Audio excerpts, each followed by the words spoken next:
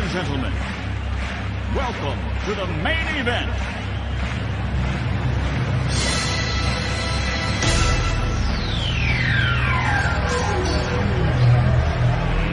Let's get ready to rumble!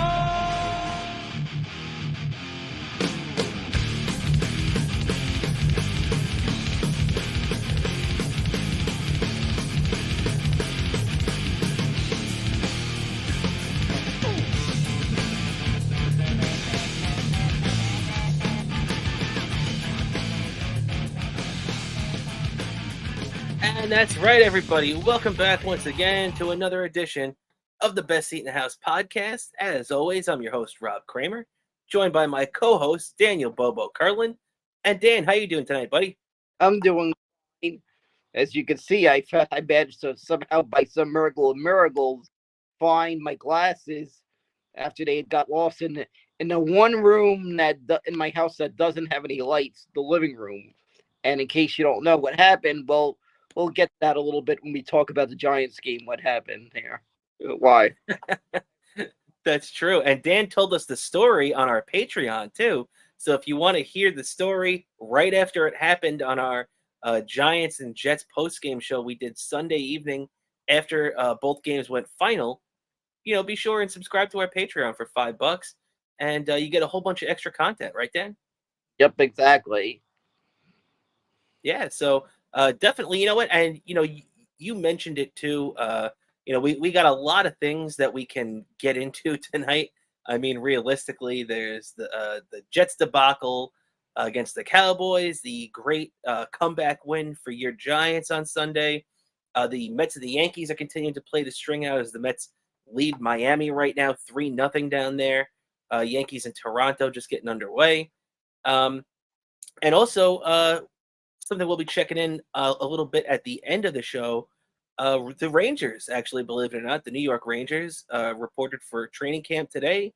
They're all filed into Tarrytown, New York, to get ready at the Rangers training facility. Peter Laviolette addressed the media and had some interesting things to say. So we'll get into all that a little bit later.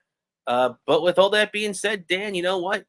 Let's just start with one of the feel-good wins from New York that we've had. We've had a lot of losing over the last, a crappy summer for the Mets and the Yankees, a football season that got kicked off with a devastating Aaron Rodgers injury and a tough Giants loss to the Cowboys.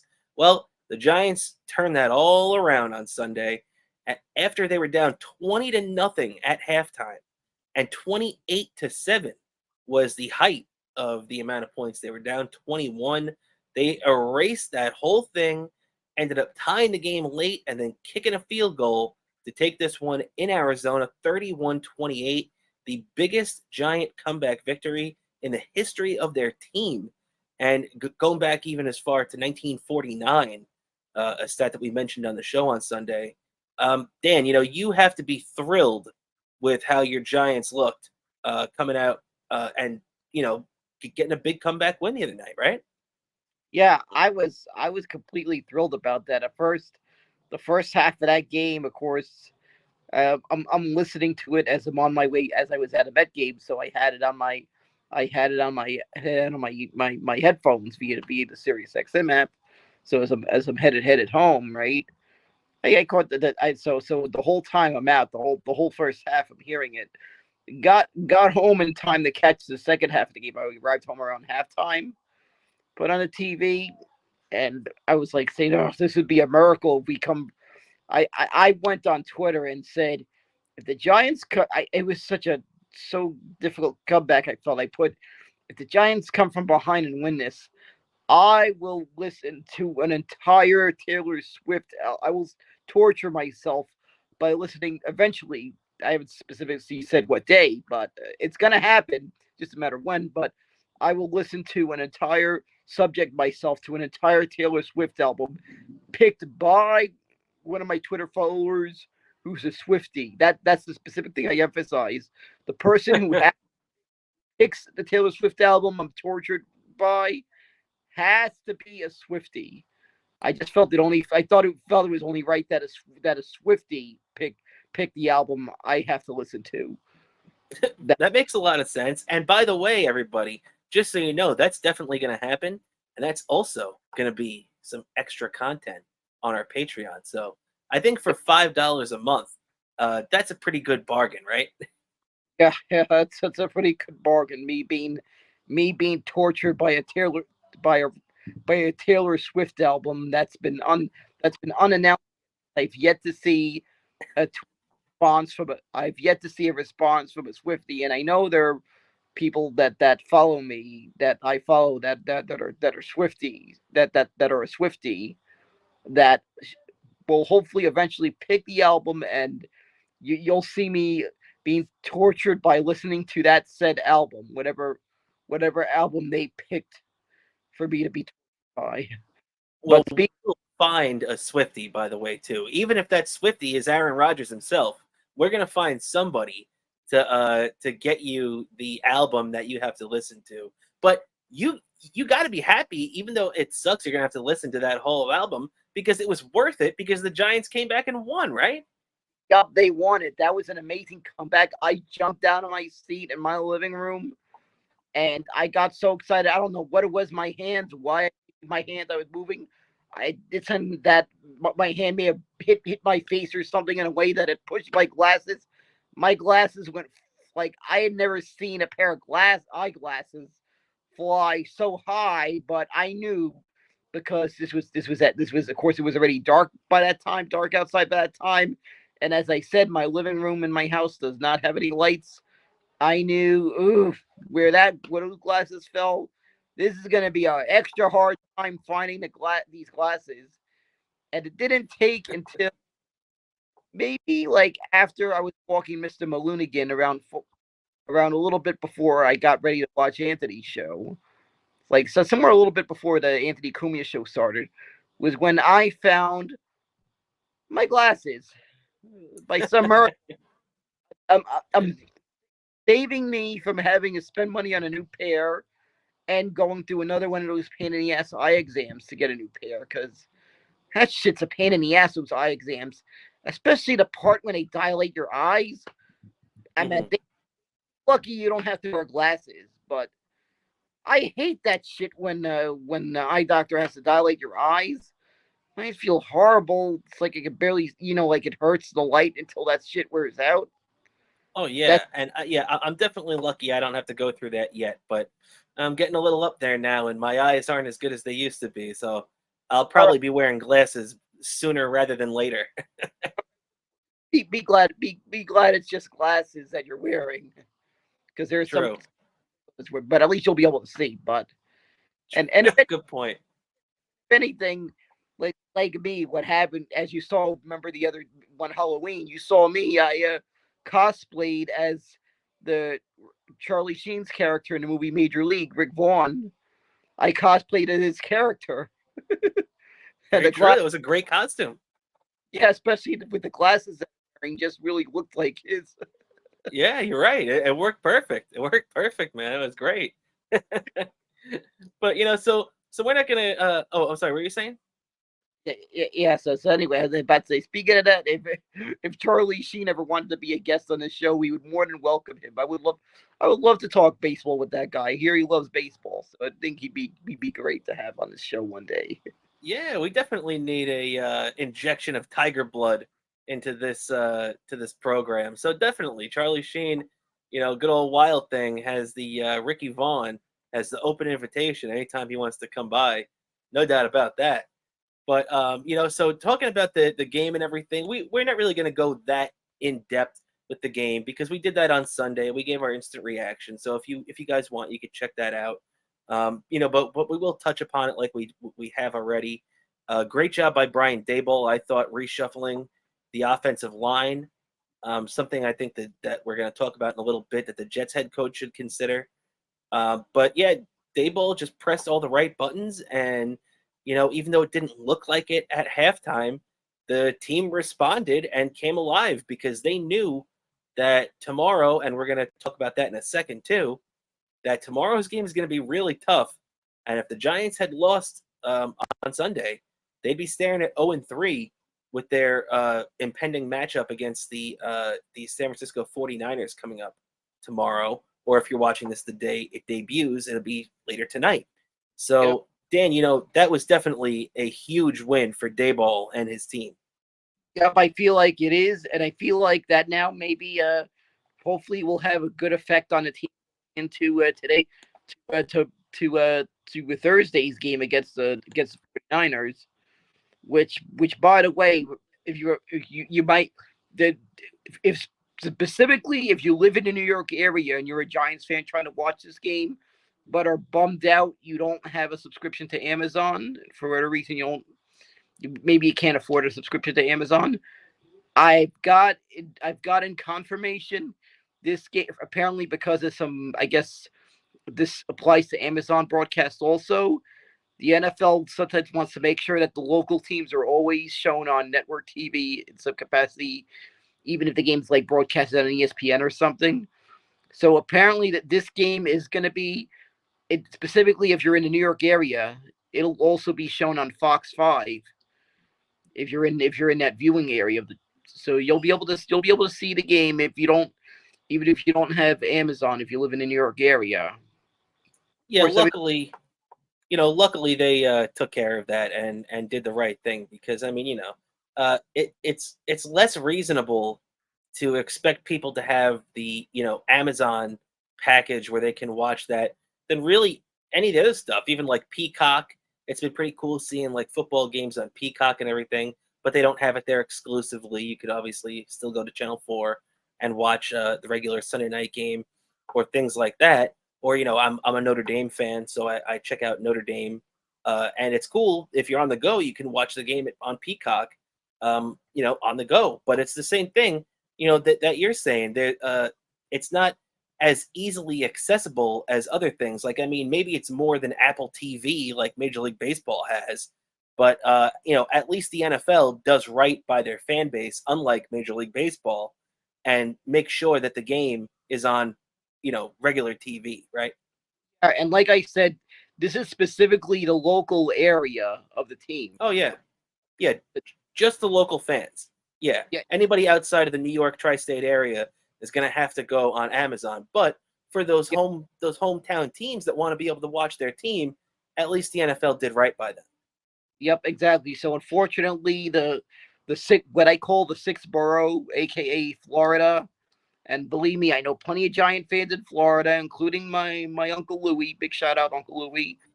Fortunately, Louie has to watch still. True, very true. So, but so going into this, obviously, Giants really are a tale of one half so far this season. I mean, that first game against the Cowboys, you could just take that film and just throw it right in the garbage, because that was just a bad game from start to finish. The game against the Cardinals, that first half, you could pretty much do the same thing. Throw that right in the trash because there's nothing really to look at. But in that second half, the Giants showed you that Daboll can make those corrections, that he can make the adjustments. And who knows, maybe that the Cowboys are just, a really, really good team this year that we didn't expect to come together in this fashion. But the Giants got their victory. They beat the Cardinals and roll into this game. Now, what's your confidence level heading into this game? Obviously, you've seen 3 really bad halves of football out of 4. Do you think that the Giants are the team we saw for the first 3 halves of those games? Or are the Giants the team we the Cardinals on Sunday?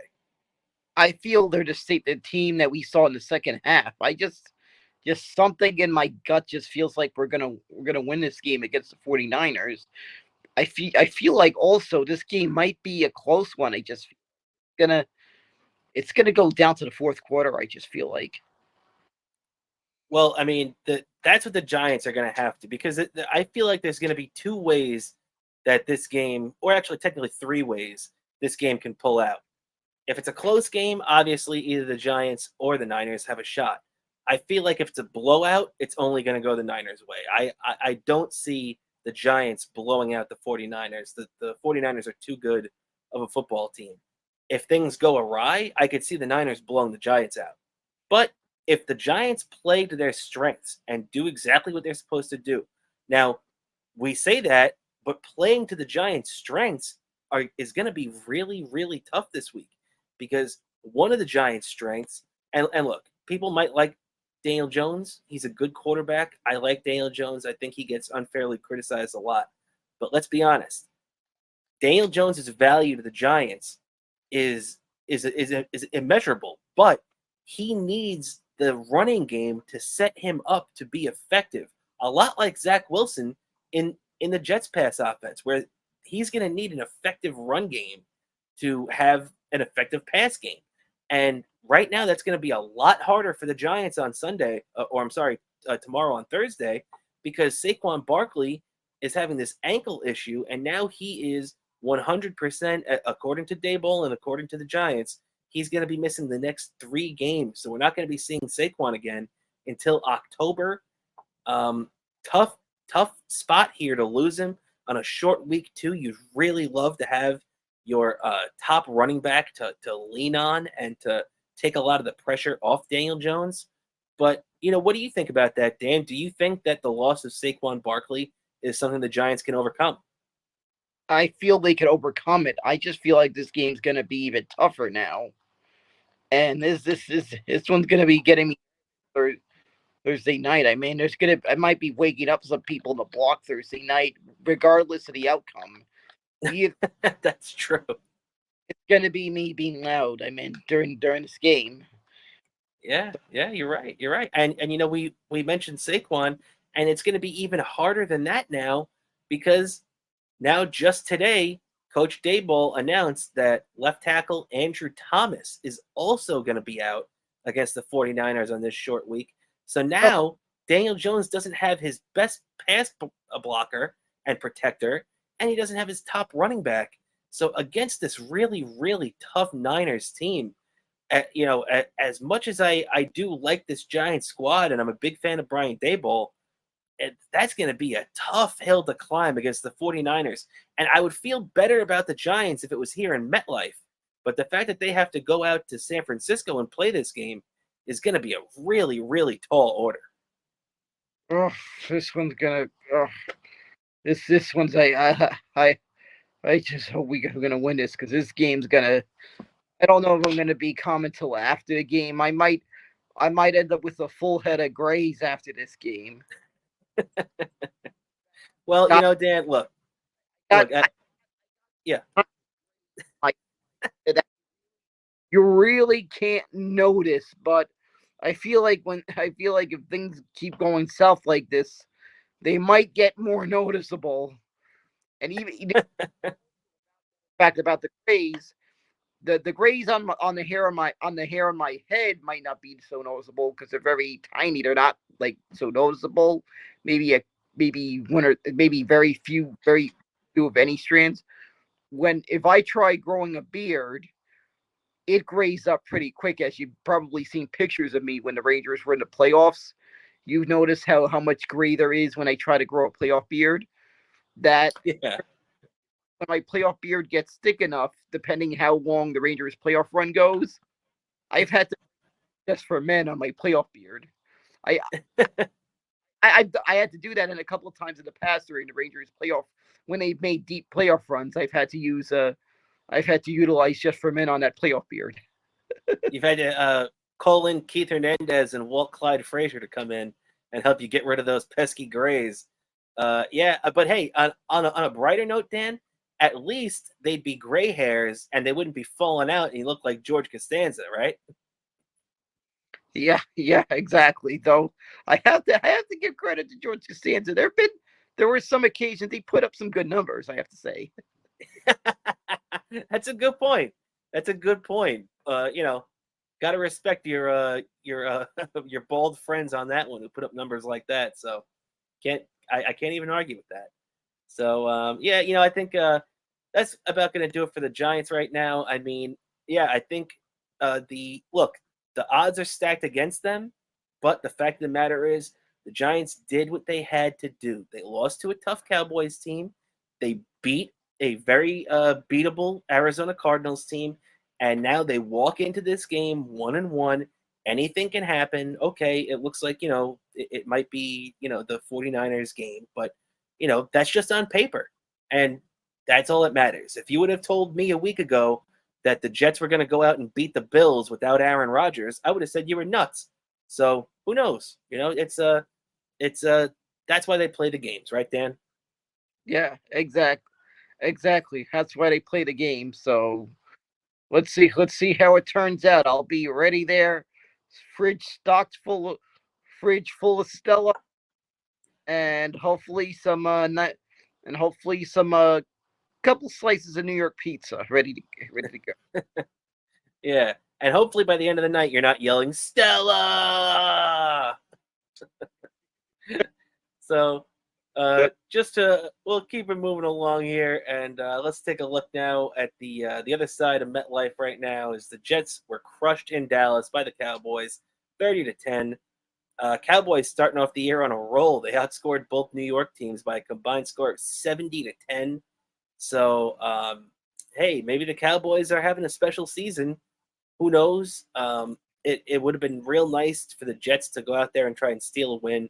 But the fact of the matter is, the only way the Jets were going to steal this win on Sunday, was to have the defense play as well as they did against the Bills on the first game of Monday Night Football. Because the defense was great against the Bills on Monday night. They were awful against the Cowboys. They could not get off the field on third down. They allowed CeeDee Lamb to walk all over them and did not match up, Sauce Gardner in a Darrelle Revis manner where they kind of, he travels with the best receiver. CeeDee Lamb was all over the Jets for 11 catches and 143 yards. Torched their defense.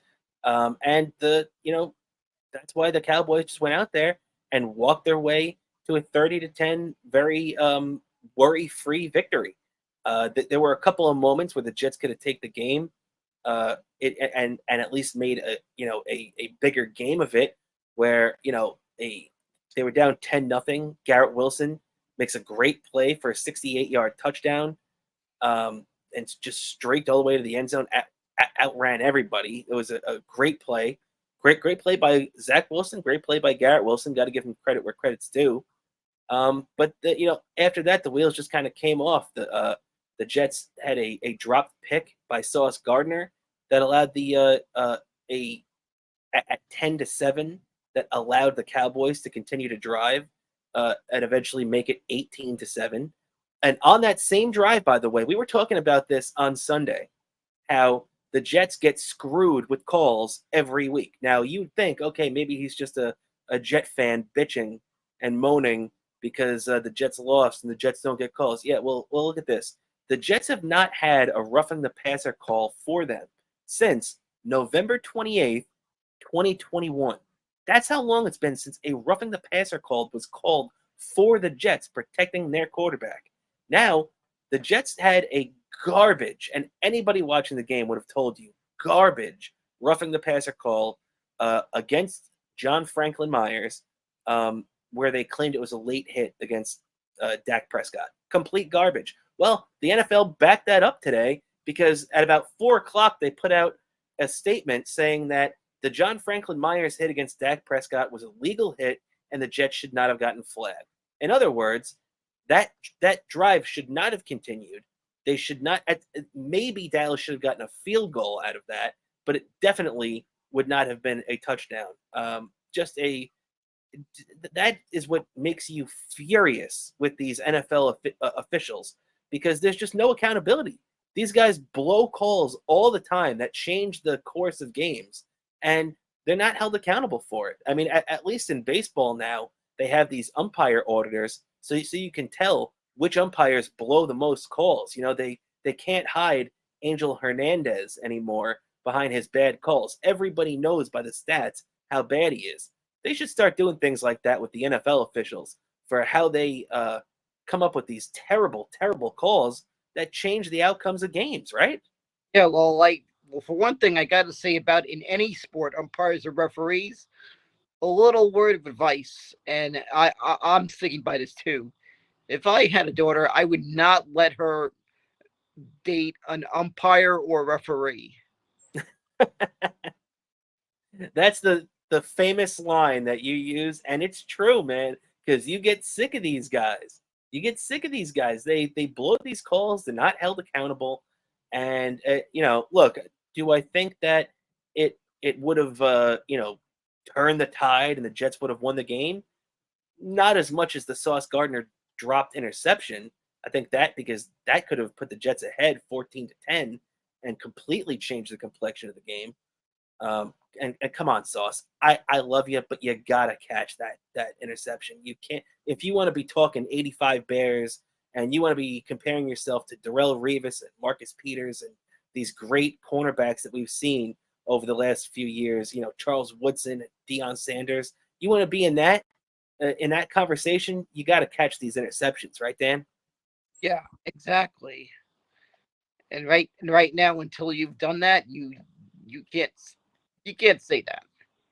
Yeah. I mean, you could say that he's a very good cornerback. You could say that he's on his way up. And then, but hey, I mean, you drop gift interceptions like that, and that's just not a good look, especially when, your team needs the Jets. In order for the Jets to win with Zach Wilson at quarterback, a couple of things has to happen.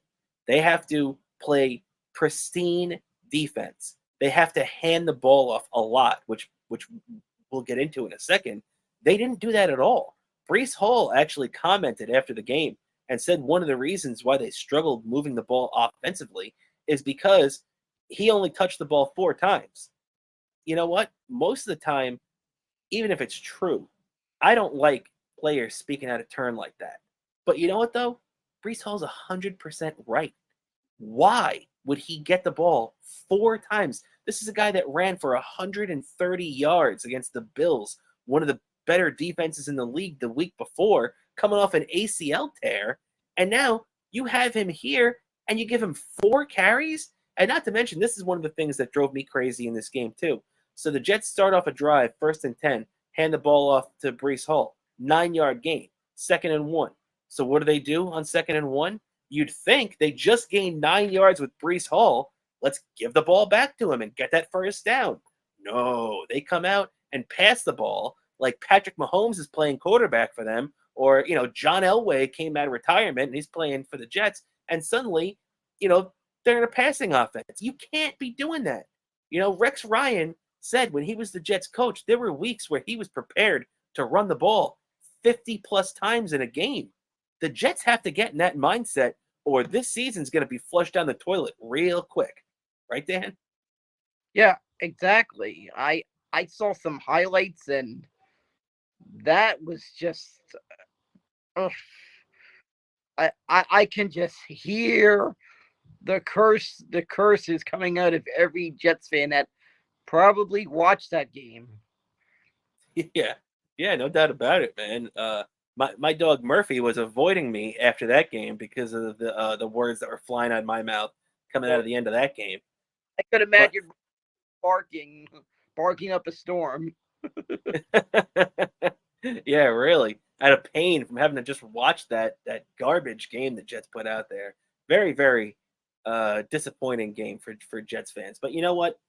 I want to look ahead now. We're looking ahead. Jets, Patriots now.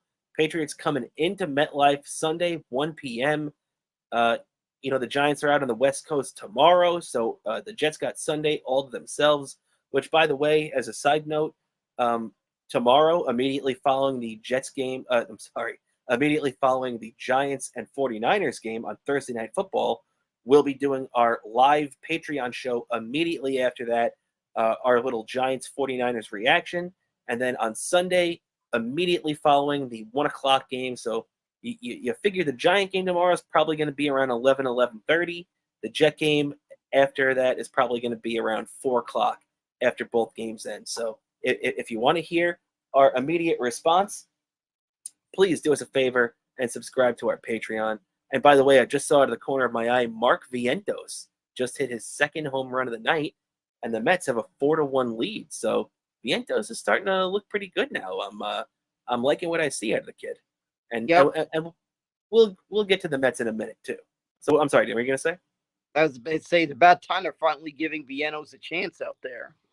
Yeah, you're right. You're right. So he's doing something with it too. So, and like I said, we'll get to the Mets in a minute. We'll finish up with the Jets here real quick. But definitely a good sign down in Miami from our Mets. So Jets Patriots now.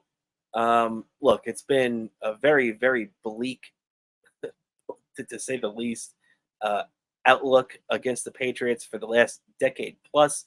You know, the last time the Jets actually right now are 2.5-point underdogs at home against the Patriots. The Jets 1-1 have a win against the Bills. The Patriots 0-2 somehow are still, the favorites in this game. I guess with the history, I can't really blame them as Zach Wilson is quarterback. But the last time the Jets were actually favored in a game against New England was November of 2011. It's been a long time since anybody had any confidence the Jets were going to be beating the Patriots, and it hasn't actually happened. We discussed this the other day, and I know this off the top of my head because this date is burnt in my memory because it's the last time. But the Jets have not beaten the Patriots since December 27th, 2015. 14 consecutive losses against New England and Bill Belichick. The bulk of that was with Tom Brady as quarterback, but obviously the last couple of years he hasn't been there, and the Jets still haven't been winning. Robert Saleh himself, 0-4 against Belichick and the Patriots. So, 10 of those losses aren't his, but the 4 most recent ones are. And the 2 last year were really, really ugly. Somehow the Jets managed to lose a game where they didn't allow a touchdown defensively. They ended up losing the game 10-3, I believe it was. Just terrible. One of the worst losses I've ever seen. They allowed 1 field goal and lost the game because they didn't even allow that touchdown. That was the walk-off special teams touchdown for the Patriots against the Jets last year. So that was fun to watch. So looking to erase that terrible history against New England this week. What do you think, Dan, as a from an outside perspective? Do the Patriots 0-2? They're not the Patriots of old. The Jets aren't exactly the Jets we expected with Zach Wilson instead of Aaron Rodgers. But what do you expect to happen in this game? I just feel this game might look like it's going to be a close game. Like it could easily be won by a field goal. Like either way, this game is going to be, I feel, is going to go in the hands of the defense. Yeah, this feels like it's going to be another late defensive struggle. Unless the Jets do the right thing. Because look, just a couple of weeks ago, on Sunday Night Football was it was just this past Sunday where it was the Dolphins and the Patriots, and Raheem Mostert, the former 49er who was on that Robert Saleh team that went to the Super Bowl, that he was the defensive coordinator of.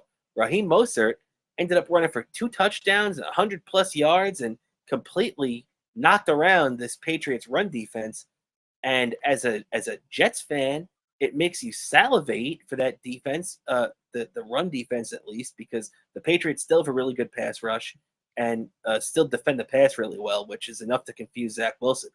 But their run defense seems susceptible, and if the Jets are able to get Cook and Breece Hall going early, then I think that they should be able to move the ball and take a lot of that pressure off of Zach Wilson, because that's going to be the key to the rest of this season and this game specifically.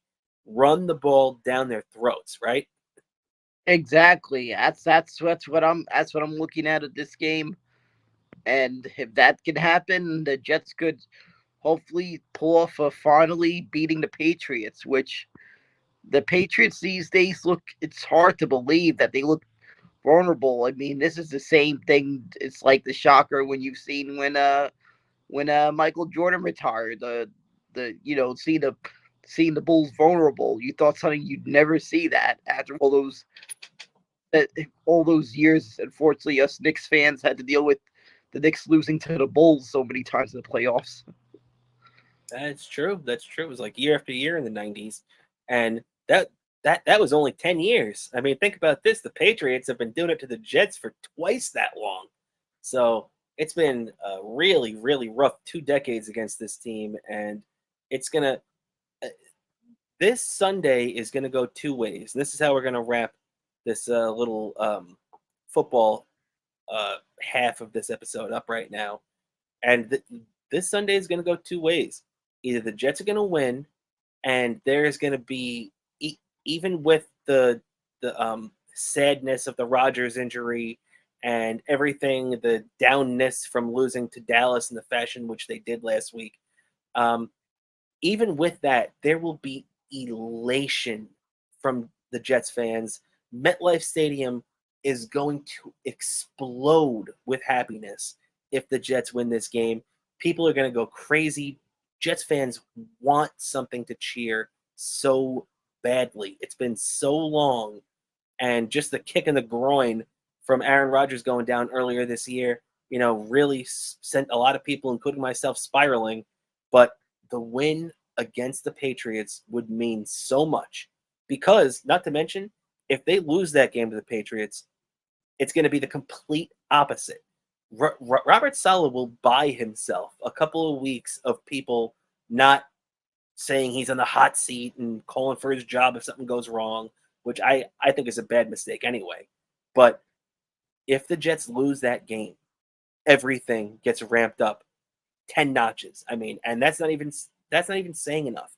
People are going to be, if the Jets lose on Sunday, and I'm not going to be one of them, because, look, Robert Saleh lost his Hall of Fame quarterback 4 plays into the season. I think no matter what happens this year, him and Joe Douglas should be back next year, unless they go 1-16 and the locker room completely implodes on Saleh. Then I can think about something different. But if things go the way that we seem, I think that the best thing for the Jets is to keep Saleh in place, keep Douglas in place, and hey, people are going to be calling for their job. That's the fact of the matter. If they lose this game on Sunday, everybody's going to turn. Even the ones that haven't turned already are going to turn against Zach Wilson if he has a bad game on Sunday. They're going to turn no matter what happens. They could lose by 1 point, or they could lose by a field goal in overtime, and people are going to turn on Robert Saleh, even if it's not his fault. Even if he did everything right, it just didn't work out in the end. People are going to be calling for his job. And that's what's going to happen, because then the Jets are going to be 1-2. They're going to be playing Kansas City, staring 1-3 right in the face. And then, look, they go to Denver, which isn't easy. Denver is not necessarily a great team, but that's not going to be easy. And they play Philadelphia after. I mean, there's a legitimate shot that if the Jets lose this game, you're looking at 1-5. I mean, 1-5 or 2-4. Compared to a couple of weeks ago, we were talking about the Super Bowl. So look, that's Sunday is a pivotal game in this Jets season and in the careers of everybody involved in the Jets sides of it. So I hope that they realize what's on the line right now, because people are going to lose their shit, whether it's right or wrong, if they lose that game.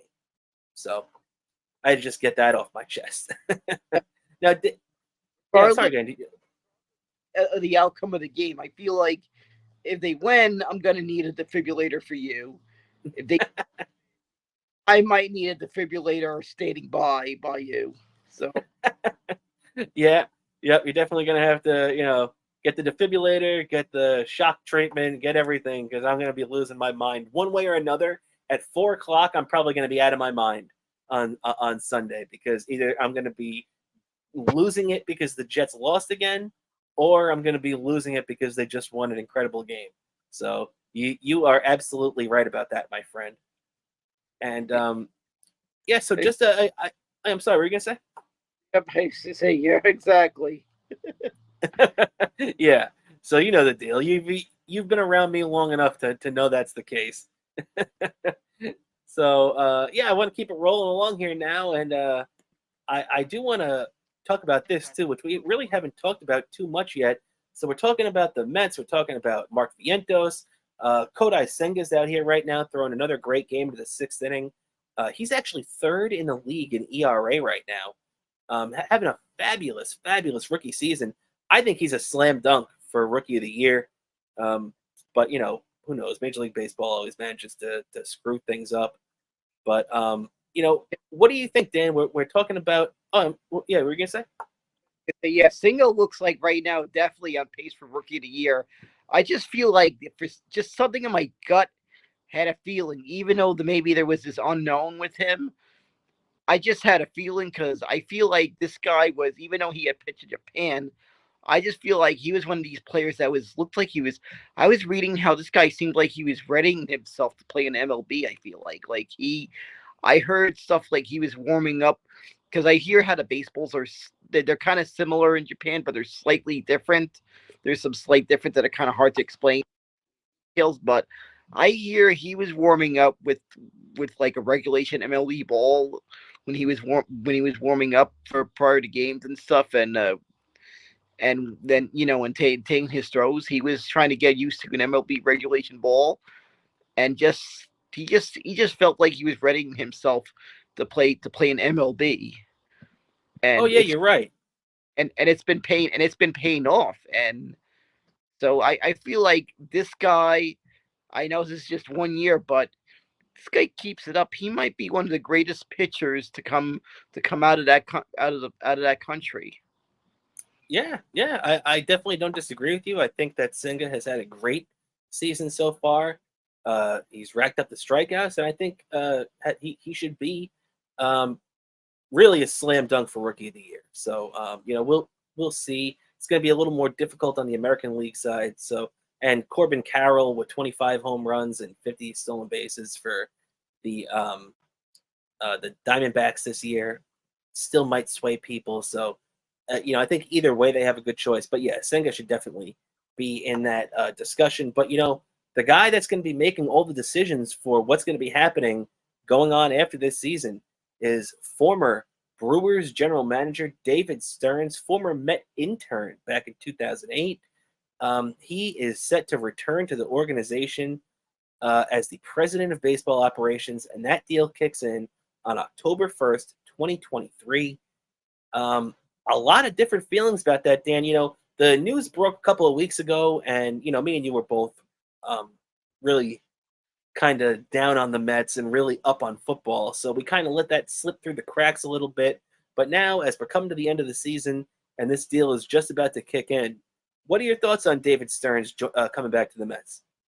I feel this is it's going to be, I think down the line, going to be a key move. Steve Cohen seemed to be eyeing this guy for a while. Unfortunately, the Brewers wouldn't let him despite his contract, even breaking the contract and leaving. So here, it looks like he's now going here, and this guy, not only does he have that track record with Milwaukee that he had being in a small market, he's a big market team with an owner like Steve Cohen. I feel like he'll be able to up what he did in Milwaukee, being the fact he's got the financial resources of a team owned by a guy like Steve Cohen. Yeah, you're right, man. And looking at his track record too, so he made he came into the Brewers in 2018. He got them to the playoffs in 2018, 2019, 2020, and 2021. So 4 straight seasons of making the playoffs. And in 2022, only missed the playoffs by 1 game. So you got to give him credit for that. He's 1 game shy of having the Brewers in the playoffs for 5 straight years. And you just got to look at what he's done he's never shied away. And a lot of these small market teams, and he had one of the lowest payrolls in baseball during his tenure there. And when you look at what he had to do and what he had to deal with, he never shied away from the big deal. We saw Chaim Bloom go to the Red Sox, and it seemed to me like he always shied away from the big deal. He wanted to take the Tampa Bay game plan, bring it to Boston, and not change it at all, even though they have a much bigger wallet there. in Boston, and it blew up in his face, and now he's out of a job. David Stearns, on the other hand, never did that. Remember, the Brewers went out there and signed Lorenzo Cain to a big contract to bring him in and play center field, taking him away from the Royals. Remember that team that beat the Mets in the World Series? Well, Lorenzo Cain was a big part of that, and he signed him to that contract, noting, the experience and the talent that he brought to their roster. And even though that deal, kind of tailed off at the end, he was a very big piece of that team for the first few years of that contract and was a big reason why they were in the playoffs. Now, another thing, if you want to look on the trade side, this is the same guy that also executed the trade for Christian Yelich before Yelich, was the MVP caliber player. He traded for him, and then Yelich blossomed into that player under his watch. So you got to give him credit for that too. And just looking at a couple of examples like that, Dan, you have to get excited about the potential of what this guy's going to do. Yeah, exactly. I feel like this guy's gonna be. It's a big deal than what we expect, and I feel like if the Mets are gonna have success this year, in 2024 and beyond, I feel this guy is gonna play a big factor. I mean, you even go way back to when this guy was just an intern. Omar Minaya, who was the Mets GM back then, insisted to the then Mets ownership, Fred Wilpon, that they keep this guy, that they hire this guy as a full-time employee of the Mets. Somehow, maybe, I guess, one of Omar Minaya's assistants. Unfortunately, at the time, the Wilpon didn't kind of see eye to eye. We know how things kind of got a little bit with the Wilpon years, and then work out. And despite all the recommendations, despite the Omar and I having the keen eye that this guy had the potential to be a great baseball executive. Yeah, and he really turned into that. And he even was in Houston, helping build Houston into that championship contender too. Yeah, so this guy, we got a guy with a lot of credibility, and I'm expecting to only go up from here with this guy. I expect to go only to one direction, and that's up as high as a kite. Yeah, no doubt about it, man. I like the positivity. Now there's a couple of other things we have to consider. When a new guy comes in, a lot of the time, they say new boss, same as the old boss. Well, that is the case in a lot of situations, but in a lot of situations, the new boss likes to clean house and bring in his own guys. So, let's start at the top. GM Billy Epler. Now, let's remember, David Stearns was the former GM of the Milwaukee Brewers, but he's not coming to the Mets for that job. He's going to be involved in all the decision-making, but he is not the general manager. He's above the general manager. He's the Mets president of baseball operations. So he's the guy that hires and fires the general manager and makes a whole bunch of personnel decisions across the entire organization from top to bottom. Now, when you look at that, do you expect Billy Epler to return as general manager last year? I mean, I understand he's got a good relationship with Steve Cohen. He's got a good relationship with Buck and a lot of the guys over there. But is Billy Epler gonna last under David Stearns? I just have a feeling it's gonna be a 50-50. I feel maybe if he is gonna, I feel it's gonna be 1 year, a show me year for Billy Epler. I feel like. Well, to be honest, I don't see him coming in and saying, "Hey, Billy, you've got 1 year to prove yourself." I don't see that. I see it as being either, okay, we're sticking with Billy for the long term, or, okay, Billy, I'm sorry, but I didn't hire you, and it's time to move on. Whether that would be the right call, I don't know. To be honest, I like Billy Epler. I think he's a good guy. I think he has some good baseball sense. But his track record here with the Mets, especially a lot of these trades. I mean, we could bring up Darren Ruff. You could bring up Daniel Vogelback. You could bring up a lot of these bullpen moves he's made. Trevor Gott. You can bring up a lot of these names, and a lot of it reflects poorly on Billy Epler's tenure as Mets GM. So yeah, I mean, it's going to be a big decision for David Stearns to make right off the bat. And another one, and I guess the Billy Epler decision is included in this too, is should Buck Showalter be back in 2020? And I can't believe how quickly Met fans have turned on Buck Showalter after how great, he was well received last season. What do you think, Dan? Do you think that Buck Showalter has earned the right to be back in 2024? He has. I just feel Met fans have just been a little bit upset at how the season turned out. There were a bunch of circumstances that didn't turn out in our favor. I mean, for one thing, the Diaz injury, this team really had no bullpen, and our pitching just kind of fell apart. I feel Buck Showalter, I feel this is going to be, from what I'm hearing, this is entirely going to be on Buck Showalter's decision. And hopefully he comes back. I've heard some players say this guy just has a lot of credibility as a manager. Yeah, Lindor came out in big defense of Buck. Yeah, so I just feel like Buck Showalter will probably. I just feel like he'll get at least one more year. I feel like, and kind of need, because it really needs to be. I guess this team seems to. I just feel like a manager with the credibility of Buck Showalter seems to get the most out of the team, and I feel that it's what needs to be done. But hopefully Buck will come back, and hopefully not listen to suggestions by the assistant to the traveling secretary, because we all remember what happened with that little that cotton uniform incident when his days when Buck was managing the Yankees. We remember that incident, how horrible that turned out. I mean, the last thing that we need to hear is the announcer yell out, "And Alonso just split his pants." Yeah. Exactly. I still remember that headline on the Daily News with the that decision just ripped apart.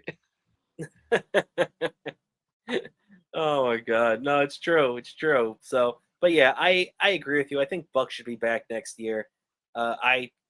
The amount of Met fans that have turned on Buck Showalter and Pete Alonso is I can't believe it. Hearing people say they should get rid of Pete. He's Pete Alonso is one of the best players the Mets have ever produced. So if the Mets get rid of Pete Alonso, I'd rather see the Mets get rid of those fans before they get rid of Pete Alonso. I feel like that isn't really the majority of the Met fans. I think a lot of the Met fans want to keep Pete Alonso. I feel like a lot of the fans that are smart enough that have realized, even some of the players just realize Alonso seems to just has this. He seems to be Alonso's the guy is a team player, and it's just they seem to feed off of him a little bit. Yeah, no doubt about it. He's one of the leaders in there. And the fact is, too, that I feel like a lot of Met fans still live in the world where the Wilpons own the Mets. So they're like, oh, if the Mets give Pete Alonso a big contract, they're never going to recover from it. Do you realize that we have the richest owner in sports right now? Steve Cohen is the richest owner in sports. So guess what? If they want to give a $200 million contract to Pete Alonso, who's hit more home runs than anybody since 2019, they should. And if the contract in a couple of years blows up in their face and Pete Alonso turns into the next coming of Chris Davis, well, guess what? You eat that contract like the Yankees would back in the day and move on to the next one. It's not going to be the end of the world if Pete Alonso is just, turns into Chris Davis in a couple of years. So get out of that mindset, because you have to pay the guy. Yeah, exactly. Pay the man. Pay the man. No doubt about it. Give him that cash, man. He earned it. We only understand. I know plenty of they wish they had an owner like Steve Cohen. Yeah, you're right. And the Yankees wish they had, another power bat on their team to go along with Aaron Judge. They'd want a first baseman with pop like Pete Alonso. Anybody in baseball would want a first baseman with pop like Pete Alonso. So just because he's not hitting 300 this year, don't say the guy shouldn't get paid, because second off, the second if the Mets trade Pete, wherever he goes, like let's just say they trade him to the Cubs, Pete's going to go there and have a great year and hit 50 home runs. Then all the Met fans that wanted him traded are going to be sitting here saying, if we only had a bat like Pete Alonso, like you don't trade guys like that. Yeah, they should not trade Pete. It would be the worst mistake in Mets history since 19. I think it was 76 when Seaver was traded. Am I correct? 76? Close. 77, June of 77. It'll be the worst mistake in Mets history since 1977. And no doubt about it. No doubt. I know plenty of Met fans that remember that, have been relatively remember that. I'm sure you will hear them say how horrible they felt when that happened, and we don't want that to happen. Yeah. And we've had to go through crap like that in the past, where obviously it's not to the same extent. We've seen a lot of our big guys leave, and there are some guys, like Jacob deGrom. I'm sorry, even though I know the contract worked out because they didn't give it to him, and he went to Texas and blew his arm out pretty much. Jacob deGrom should never have pitched for another team aside from the Mets. Noah Syndergaard should never have pitched for another team besides the Mets. When you look at it, like David Wright did the right thing, where the Mets were able to keep him around the whole time. Jose Reyes was the same thing. Jose Reyes should have never played for another team besides the Mets, but the Mets end up always letting these guys go and getting nothing back for him. And to be honest, if you trade Pete Alonso off a season like this, you're trading him at his lowest value. So you're not going to get anything for him anyway, right? Yeah, exactly. And I just feel like Pete will do the right thing. As long as Scott Boras doesn't rear his ugly head. Just another thing, Scott Boras, stay away from Pete. Scott Boras. Yeah, you're right about that. No doubt about that. So as we're coming to the end here right now, I do want to get on two last topics before we get out of here: the Yankees and the New York Rangers. Real quick on the Yanks. Yankees back over 500. But they're still 9 games out of the wild card. I still can't believe there are actually fans that think that the Yankees are going to go on some kind of wild run and make the playoffs. But hey, whatever floats your boat. They're playing Toronto tonight at Yankee Stadium, down 1-0 early on in that game. What do you think, Dan? With the way this Yankee season's gone, they managed to fight their way back to 500. But the real question is that I have is, should Brian Cashman be back in 2024? Now, I'm not saying will he, because honestly, I don't think there's any way the Yankees fire Brian Cashman, because they just gave him an extension last year, which by the way, they shouldn't have done.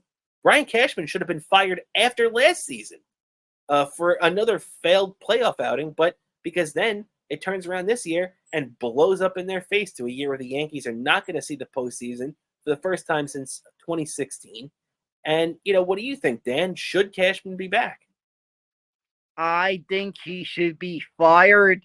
So fired right now at this moment. This guy has not.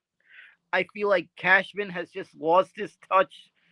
This is not that era when the Yankees had this insane dynasty where they just felt invulnerable. This is just a vulnerable Yankees team. I just feel like also the last couple of years, the ownership of the Yankees hasn't been as fiery since George Steinbrenner has passed away. I just feel like George Steinbrenner would be rolling in his grave right now. No doubt about it, man. You're definitely right. And, you pointed out, too, that, Cashman going back to those dynasty years, and, okay, he walked into a great situation that was architected by Gene Michael, who, set up that whole dynasty thing, and then Cashman took over. and reap the benefits of 98, 99, and 2000. I got to give him credit, though, for that 2019 that he was able to squeeze one more championship out of. But then, even if you want to fast forward to 2017, that 2017 Yankee team was loaded with talent, absolutely loaded. Think of all the guys that they had. You had the young Aaron Judge. You had Gary Sanchez who people thought was going to be the next big thing. This Yankee team was loaded top to bottom. Obviously, Gleyber Torres, who they were waiting on, came over in that Aroldis Chapman deal the year before. There were just so many things that was going on with the Yankees where you could point to and say, wow, this team is really set up for success. And if I would have told you in 2017 that we'd be sitting here in 2023 and the Yankees not only would have not won a World Series, but have not even made it to one, I would have told you that the Yankees completely botched this thing, which they definitely did. The Yankees should have been in on Bryce Harper when he was a free agent. They should have been in on Manny Machado. They should have been in a couple of years before that with Max Scherzer before he even went to the Nationals. The Yankees were not throwing their money around the way the Yankees should, and not to mention all these young players the Yankees have had, Justice Sheffield, all these guys the Yankees were pointing out and saying, these is going to be the next big guys. These are the baby bombers. Everybody but Judge flared out, and they didn't get anything for them. That's the main thing. I feel like Brian Cashman completely wasted so much potential from 2017 on, and that's why he should be fired, in my opinion. But to be honest, and we'll end with the Yankee talk with this, Dan, we both think that he should be fired, but the question is, will Hal Steinbrenner admit that he was wrong a year ago to extend him and eat the money and fire Brian Cashman? Because I don't believe that he will. I think Cashman is here in 2024 no matter what. What do you think? I feel the same thing. I feel he's here no matter what. So moving on from the Yankees now, we had a couple of nice prospect games last week. I don't know if you caught any of them, Dan, but it was the Rangers and the Flyers. They had a bunch of their prospects meet. Last year, these two teams set the same thing where they had their prospects meet up, and the Flyers took both games last year. Well, the Rangers returned the favor this year, and that was actually a really motivating factor for a lot of the kids on the Rangers side. I heard them say that they remembered getting beat in both those games by the Flyers last year, and they were motivated to beat them twice this year and return that favor. What are your thoughts about that, Dan, about the Rangers coming out and these kids looking really good right out of the gate here? I have to say that is exactly what I want to see in a hockey team. I just feel like the Rangers are in good shape, hopefully for a couple of years down the line. Maybe even this year, maybe seeing some of these prospects. That is just what you want to see in a hockey player, to fiery, especially a major division rival against the Flyers, a team I feel history with a bunch of goons on this team. You want that fiery hockey team. Yeah, you're definitely right about that, Dan. I 100% agree. You want those guys that find a way to motivate themselves, find something or a reason to get up and get into the game. That's what they did. Really, really great job by a lot of these kids. I was very impressed with what I saw. Bobby Trevino is a guy that really stood out to me in that game. I would keep my eye on him because I could see him cracking the NHL roster at some point this year. Maybe not directly at a camp, but I could definitely see him cracking the roster this year. One other thing I wanted to talk about was head coach Peter Laviolette was addressing the media for the first time today. The former Islander coach, former Flyers coach, these guys been everywhere. He's a hell of a coach, and now he takes his show here to the New York Rangers. It was very cool seeing him in Tarrytown. This is a guy that commands a lot of respect and expects things to be done right. And not that Gerard Gallant didn't, because I think Gerard Gallant was a good head coach too, but I think Laviolette is a much more structured head coach. And one thing that I liked, he touched on on two big things that I want your opinion on, Dan.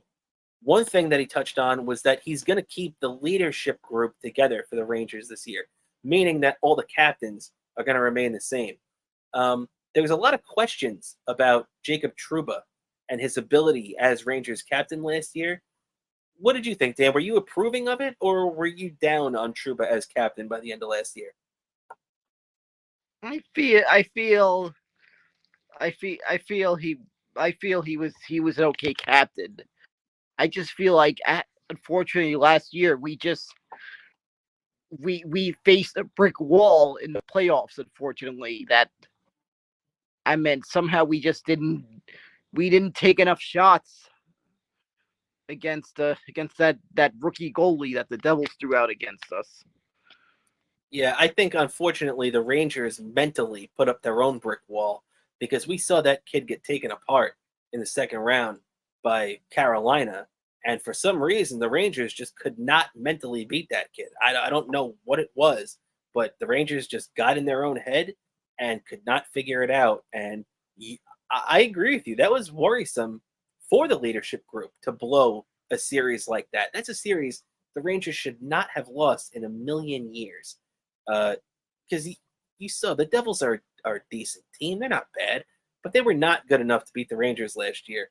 And it was just a terrible, terrible job by the Rangers and their entire coaching staff that they blew that series against the Devils. And to be honest, people deserve to lose their jobs because of stuff like that when you fail at that magnitude. And I will say there's a couple of good things that I liked about Trouba. I liked when the team started off poorly last year. And, well, I didn't like that, but I liked his response to it, where when they were losing a game at Madison Square Garden in December, still mired in this funk, Jacob Trouba ripped his helmet off and threw it at the bench and just to let his frustration out. And that really inspired the Rangers, where it fired the team up. They came back and won the game that night. They went on a tear after that, where they really positioned themselves highly in the standings and made themselves an attractive place for guys like Patrick Kane and Vladimir Tarasenko to come. Unfortunately, it didn't work out, but that was a good thing for Trouba to inspire the team like that. But yeah, I agree with you that something was wrong by the end of last year, because that resulted in the loss to the Devils. But the other thing I wanted to get your opinion on, Dan, was that one thing that really caught my eye is that Alexis Lafreniere, according to head coach Peter Laviolette, is going to be opening camp on the right wing on either he didn't say which line. I'm not sure if he's zeroing in on having Capo Caco on that top line or Lafreniere, but one way or another, both guys are going to be on the first and second line this year, meaning they're going to be getting big time minutes with Mika Zibanejad and Artemi Panarin and Chris Kreider, and everybody's going to be in that mix of not Tarasenko, Trocheck, and that whole group right there. So it's going to be really interesting to see how Kako and specifically Lafreniere on the right side fit into that mix, right? Yeah, I feel like Lafreniere is due for that breakout season this year. I just something in my guts just feels like it. Yeah, he better, man. He better, because this is this isn't necessarily a make or break year. He signed a bridge contract with the Rangers, so he's signed up for this year and he signed up for next year. But one of these years, this year or next year, I mean, he's got to have that breakout year that you just mentioned, because he's a former number 1 overall pick. He is producing points at a rate that we have not seen a number 1 pick do in about at least 10 years, maybe more, since a number 1 overall pick has performed this poorly. So we just got to hope that that breakout year is right around the corner for Lafreniere, and maybe sticking him on the top line with these guys and giving him more power play time along with that is going to help pump those numbers up, right? Yeah. I don't want to look at this years later and think, oh, we should have went with Hughes in that draft. Well, Hughes, well, no, you're thinking of the Capo Caco draft, because Hughes went number 1 the year before and Caco went number 2. So I agree with you. I would have loved to have Hughes, but unfortunately, we didn't even have the option to get him. Yeah. I'm sorry. I got mixed up. I forgot. I thought that was the same draft. Yeah. So unfortunately, we didn't even have the option. They made a little mistake on my memory. My memory got a little bit fuzzy about that draft. That's all right. We're still just jumping back into hockey anyway. So, we got to get those hockey cobwebs out. But Yep. I think that, yeah.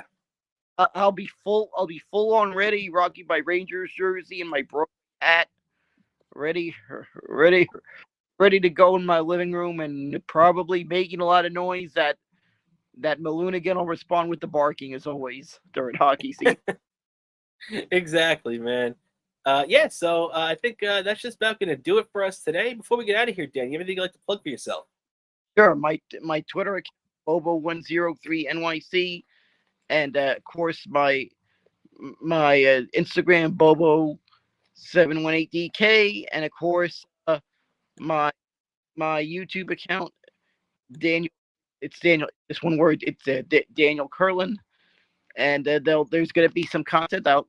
I'm even obviously there's going to be some funny videos. There's going to be stuff I'm filming for like little. We're going to be opening our Patreon show with some little funny videos and stuff that I'm going to be filming, but over time, maybe I think maybe a month after you've seen them as openings on Patreon videos, you'll see them on YouTube like a month later. But well, we're gonna have that as a lot of exclusive content on there. We'll see. Maybe we'll put some stuff out later. Maybe we won't. But we're gonna play it by ear. But also, I think what I'm gonna put up on Patreon as exclusive content in the next week or so, maybe the next couple of days, depending on how quickly I get around to it.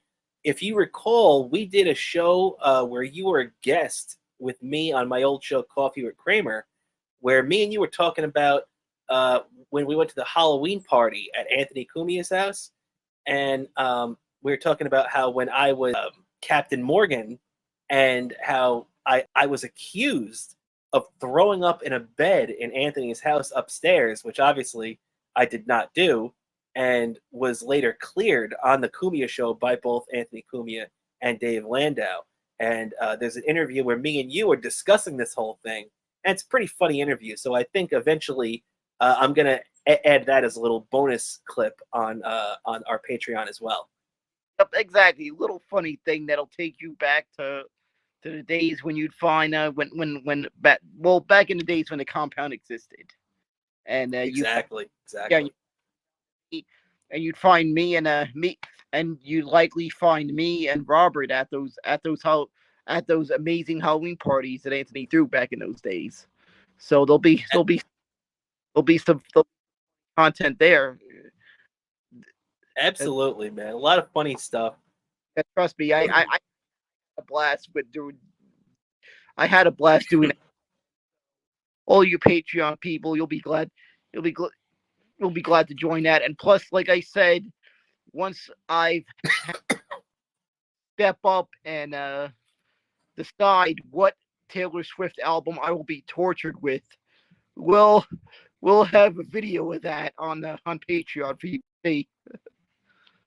Absolutely. So do yourself a favor and subscribe today. It's only $5, and we really appreciate all the support from all of our friends and family. So thank you, everybody, for taking the time to check out the Best Seat in the House podcast today. If you want to follow me, you can check out all of our stuff right in the bottom of this screen. Our Twitter account, our Instagram, everything else. You can check us out at Best Seat in the House podcast. So and on Twitter, obviously, at BSIT_podcast. So thank you, everybody, for tuning in and checking the show out today. If you want, please subscribe to our Patreon, patreon.com/Best Seat in the House podcast. And you can check out all of our extra stuff, not to mention at our YouTube. If you're not subscribed yet, please subscribe to our YouTube for free. And subscribe to all the other stuff we have. We have, a whole bunch of stuff for free. The Patreon is the only thing you got to pay for. So please do us a favor and check us out. As always, I'm your host, Rob Cramer. This is my co-host, Daniel Bobo Curlin, and we'll catch you next week on the Best Seat in the House podcast. Thanks for tuning in, everybody.